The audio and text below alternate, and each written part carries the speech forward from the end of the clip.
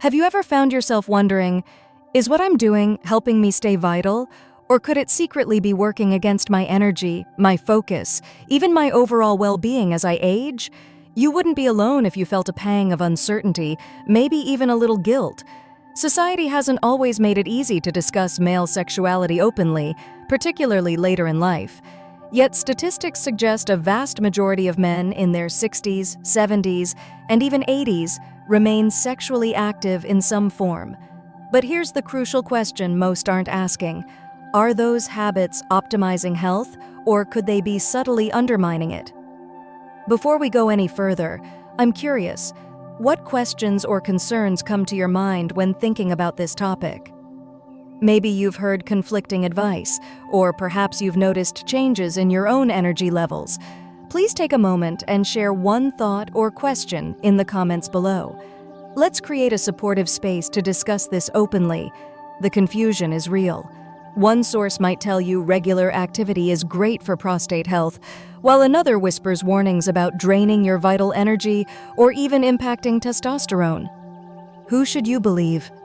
Could the frequency of something as natural as self-pleasure actually be contributing to feelings of fatigue, that afternoon slump, or even a subtle decline in your drive and motivation?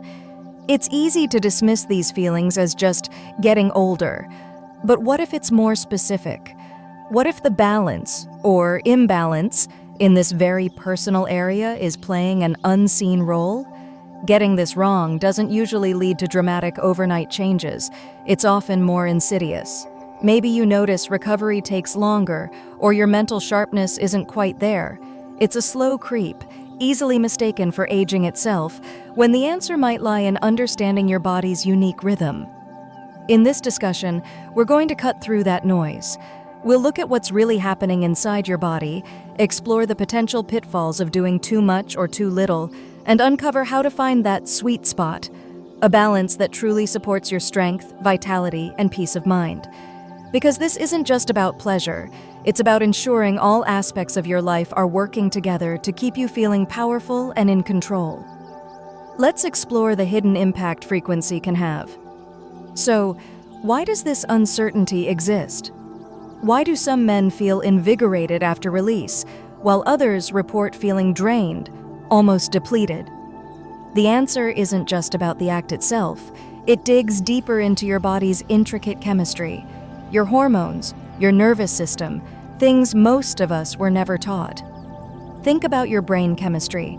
During arousal, you get that surge of dopamine, the motivation and pleasure molecule.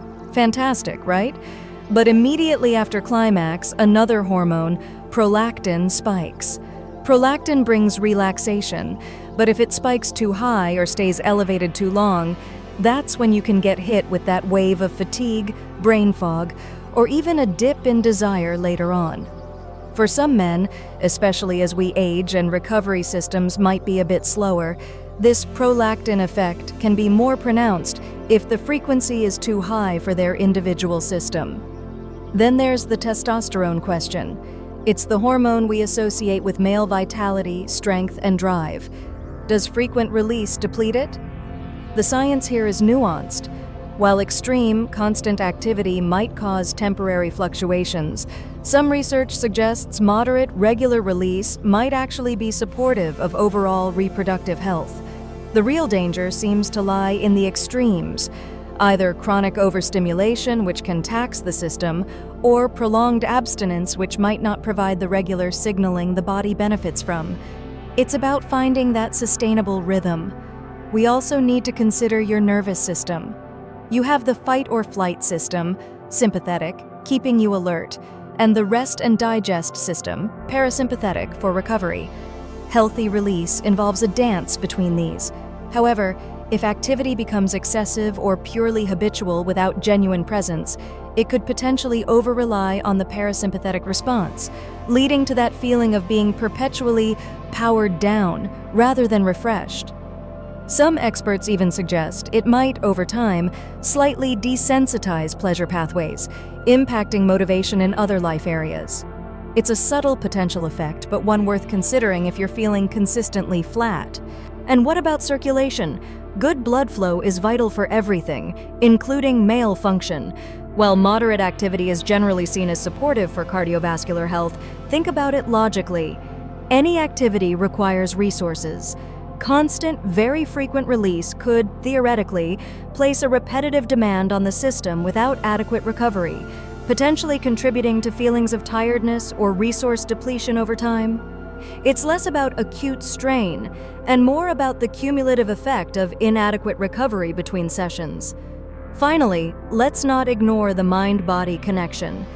If this activity becomes a primary coping mechanism for stress, boredom, or loneliness, rather than one part of a balanced life, the frequency might be masking underlying emotional needs. Conversely, unnecessary guilt or total suppression based on outdated beliefs isn't healthy either, potentially leading to frustration or tension. Understanding these factors isn't about creating fear, it's about empowerment. It shows why finding your personal optimal frequency is key. It's not about rigid rules, but about listening to your body's signals, fatigue, energy levels, mood, to find a rhythm that leaves you feeling strong, sharp, and balanced, not drained or uncertain. So how do we find that rhythm? Now that we see why frequency matters, how it connects to hormones, energy cycles, and even mood, the big question emerges: is there an ideal number? How often should a man over 60 engage in self-pleasure to truly support his health, rather than potentially undermine it? While there's no single magic number universally perfect for every single man, scientific insights and physiological understanding point towards a healthy range. Think of it less as a strict prescription and more as understanding your body's natural recovery cycles, what some call the refractory period, which involves replenishing neurotransmitters and hormones. Research and clinical observation often suggest that for many men over 60, a frequency somewhere in the range of 2 to 4 times per week seems to strike a beneficial balance. This range appears sufficient to potentially support prostate health and circulation, without typically leading to the depletion or hormonal disruption that might occur with daily or multiple daily activity for some older individuals whose recovery systems naturally operate at a different pace than in younger years.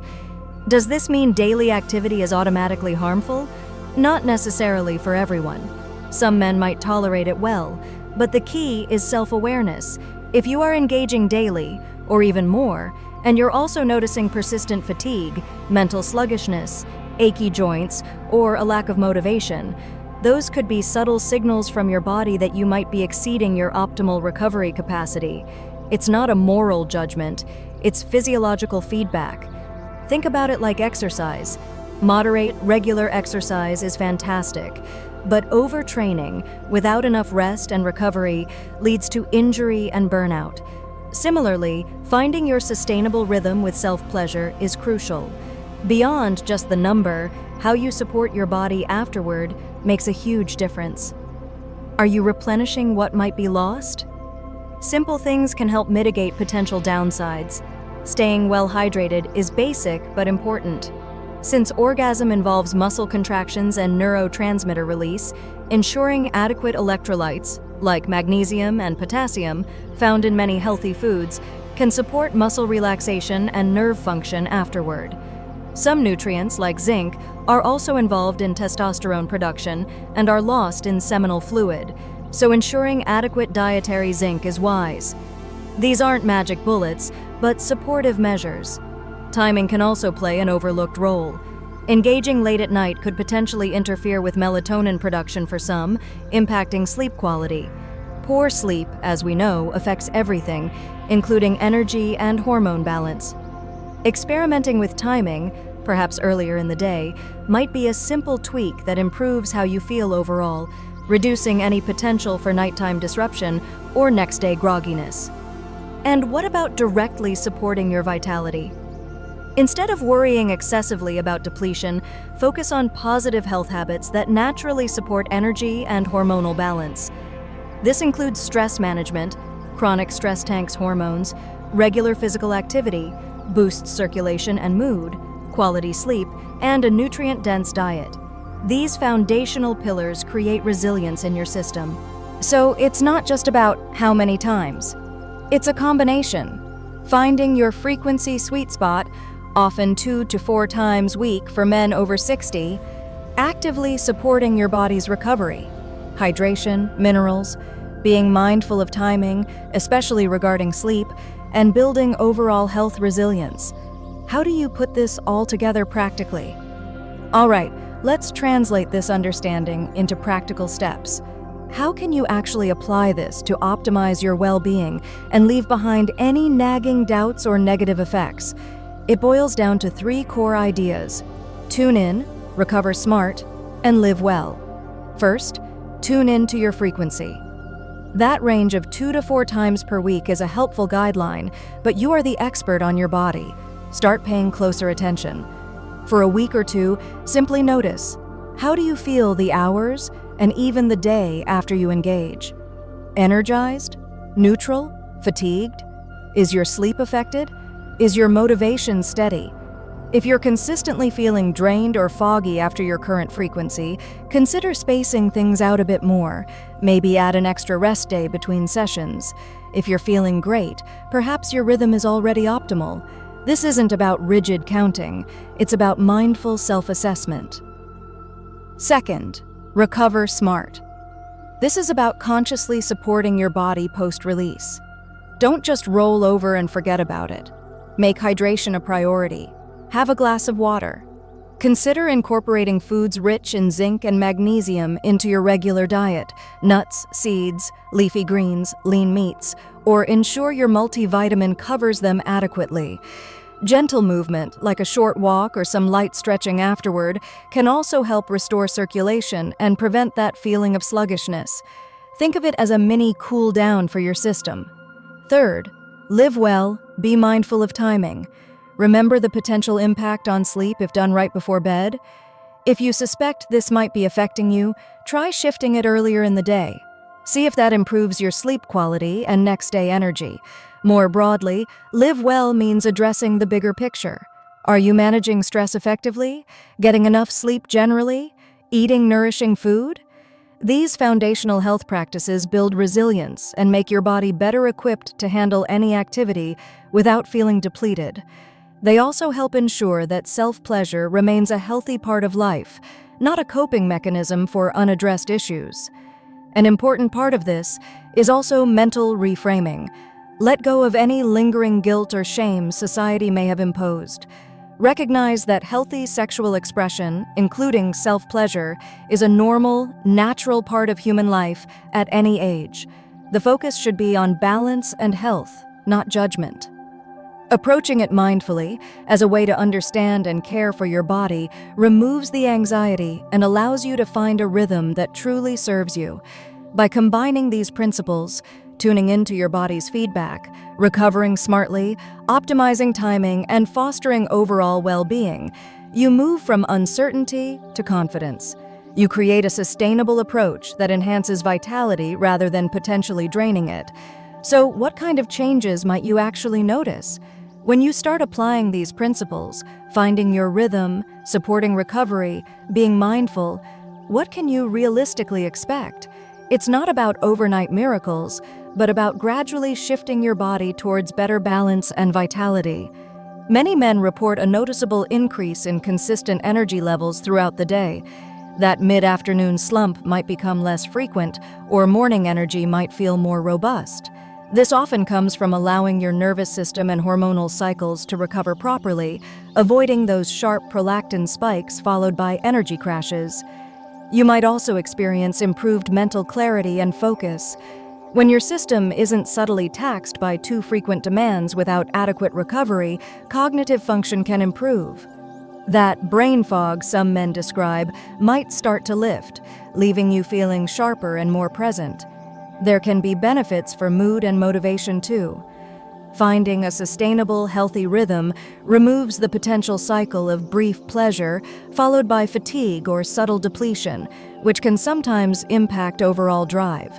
Furthermore, letting go of guilt or anxiety around the topic frees up mental energy, contributing to a greater sense of well-being. For some, optimizing frequency and supporting recovery might even contribute to more stable hormonal health indirectly. While it's not a magic bullet for boosting testosterone, avoiding the potential stress of chronic overstimulation or the tension of complete suppression allows your endocrine system to function more smoothly within its natural parameters for your age.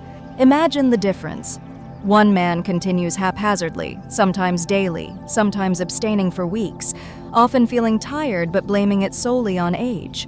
Another man mindfully finds his 3 times a week rhythm, stays hydrated, ensures good nutrition, and notices his energy is steadier, his mind clearer, and he feels more in control of his overall vitality well into his later years. It's the subtle shifts, done consistently, that create significant long-term benefits. Ultimately, applying these strategies removes the guesswork and worry. Instead of wondering if you're overdoing it or underdoing it, you gain confidence that you're actively managing this aspect of your health in a way that supports your overall goals for energy, strength, and well-being. You're working with your body, not against it. Now that you have this knowledge, the power is truly in your hands. It's about taking informed action. So, you've listened, you understand the why and the how. The crucial step now is turning insight into action. No more navigating in the dark. It's time to consciously apply these principles and feel the difference in your own life. Your first action: start that gentle self-assessment today. Over the next week, simply observe. How does your energy, mood, and sleep feel in relation to your current frequency? No judgment, just observation. Use this data to consider if adjusting towards that 2-4 times per week range might benefit you. Second action: implement one Recover Smart technique immediately. Maybe it's ensuring you drink a glass of water afterward, or adding some magnesium-rich pumpkin seeds to your snack routine, or taking a short walk post-release. Pick one small, achievable step and make it a habit. Third action: be mindful of timing, especially concerning sleep. If you typically engage late at night and struggle with sleep, try shifting it earlier for a few days and see if it makes a difference to your rest and morning energy. Most importantly, embrace this with confidence. This is about optimizing your health and well-being, understanding your body better, and shedding any unnecessary worry. It's a natural aspect of life, and managing it intelligently can contribute positively to your overall vitality. Here's a challenge. For the next 7 days, consciously apply these ideas. Tune into your frequency, implement at least one recovery strategy, and be mindful of timing. Observe the changes. Do you notice even a small improvement in energy, clarity, or sleep? Proving it to yourself is the most powerful step. If you found this discussion helpful and clarifying, please consider subscribing and clicking the notification bell. We regularly share insights aimed at helping you live your strongest, healthiest life after 60. And if this information resonated with you, chances are it could help someone else you know. Please share this video. Let's help more men navigate this topic with confidence and clarity. Your health, your energy, your vitality, they are precious. By making informed, balanced choices, you take control and empower yourself to enjoy the strength and well-being you deserve at every age. Thank you for watching. Here's to your continued health and vitality.